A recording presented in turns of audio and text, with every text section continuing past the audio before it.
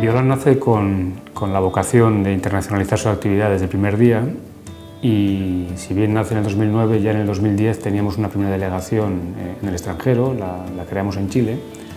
y desde entonces hasta ahora hemos seguido creciendo en la expansión internacional, generando más delegaciones,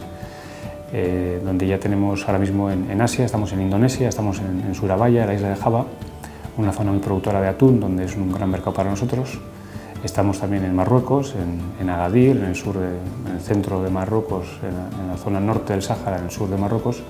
donde también la sardina y el atún es un mercado muy importante. Y luego en Latinoamérica estamos tanto en Chile, como decía, como en Ecuador, y recientemente también hemos abierto una delegación en México. Son 3 países que para nosotros son muy importantes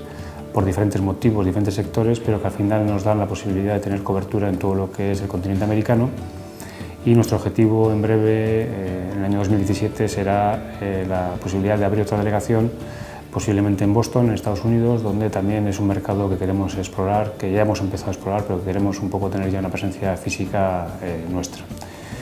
Y por último tenemos el resto de África y Europa, que desde Bilbao, desde Zamudio, estamos dando cobertura. Y los países que fuera de ese entorno donde tenemos ya presencia física, estamos